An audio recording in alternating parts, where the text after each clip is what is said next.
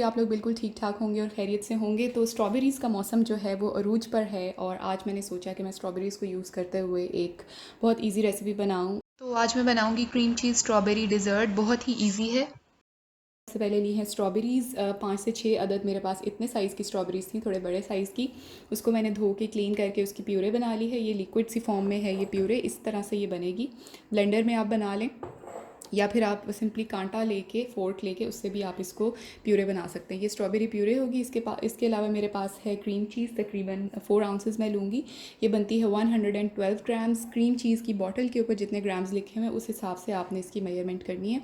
इसके अलावा मेरे पास है ये डाइजेस्टिव बिस्किट्स आप ले लेंगे 2 पैकेट्स, और ये बनते हैं तकरीबन 12 बिस्किट्स होंगे। इसको हम चूरा बना लेंगे। और इसके अलावा मेरे पास है बटर, मेल्टेड बटर तकरीबन 2 to 3 टेबल स्पून इस्तेमाल होगा। इसके अलावा few drops of vanilla essence use होगा और शुगर टू टेस्ट इस्तेमाल होगी। मैं इसमें शुगर डालूंगी तकरीबन 2 से 2.5 टेबल स्पून के करीब। इसके अलावा ये 2 स्ट्रॉबेरीज़ हैं फॉर डेकोरेशन। और ये जो है मैं बोल जो है वो लूँगी, इस किस्म का कांच का आप बोल ले लें।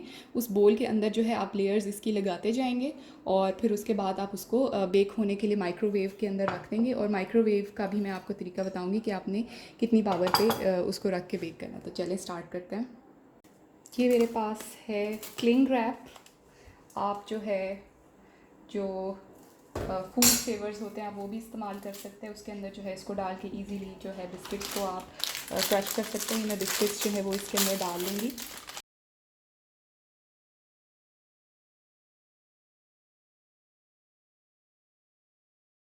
बिस्किट्स को क्लिंग रैप के अंदर आपने रैप करना है और उसको आप जो है चूरा बनाएंगे हाथों की मदद से, या फिर आप दूसरा बोल भी ले सकते हैं, उसकी मदद से जो है आप इसका चूरा आपके पास इस फॉर्म में आ जाएगा। अब आपने क्या करना है, इसके अंदर मेल्टेड बटर डालना है। मेल्टेड बटर डालकर इसको अच्छे तरीके से मिक्स करना है।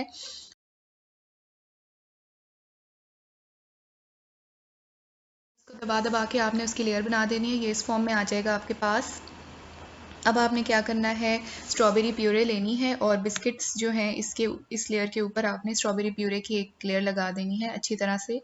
स्पून की मदद से आप स्ट्रॉबेरी प्यूरे की पूरी एक लेयर लगा देंगे और इसके ऊपर डाल देंगे आप चीनी हस्बे जायका। मैंने और बोल ले लिया अलग से, उसके अंदर मैं क्रीम चीज़ जो है वो निकाल रही हूँ।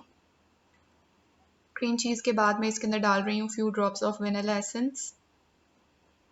इसके बाद मैं डाल रही हूँ इसमें चीनी हस्बे जायका और मैं इसको अच्छे तरीके से मिक्स कर इसको अच्छी तरह से जो है ये मैंने मिक्स कर लिया है। मिक्स करने के बाद इसको आपने काफ़ी टाइम देना है ताकि ये एक स्मूथ फॉर्म में जो है ये वनीला एसेंस, क्रीम चीज़ और चीनी आ जाए।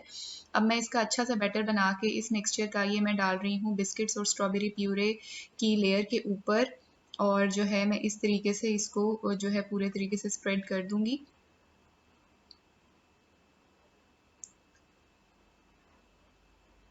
और बेहतर तो यही है कि आप एक स्पैचुला ले लें। स्पैचुला की मदद से जो है इजीली ये सारे का सारा जो है ये मिक्सचर इसके ऊपर स्ट्रॉबेरी प्यूरे के ऊपर आ जाएगा।